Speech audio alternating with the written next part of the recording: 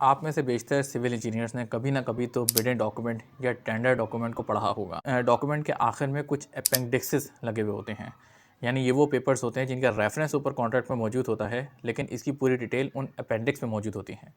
इसी में से कुछ अपेंडिक्स होते हैं इंश्योरेंसेस के।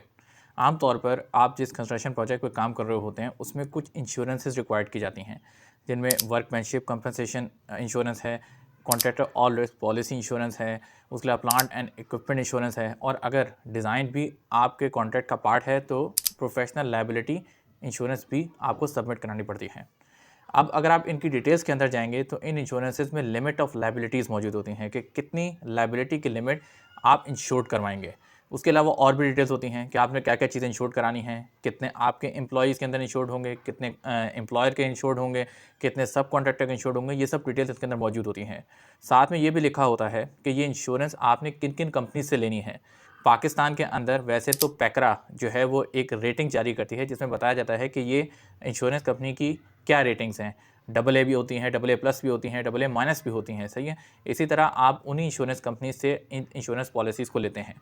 पॉलिसी वर्डिंग्स आमतौर पर एम्प्लॉयर आपको मेंशन करके देता है और बाज़ औक़ात मैंने जहाँ तक देखा है कि स्टैंडर्ड पॉलिसी वर्डिंग ही होती हैं, लेकिन उसके अंदर रद्द-बदल हो सकता है। एम्प्लॉयर आपसे कह सकता है कि मैं इस चीज़ को भी इंश्योर कराना चाहता हूँ, मैं चाहता हूँ कि इक्विपमेंट एट ट्रांज़िट भी इंश्योर्ड हो।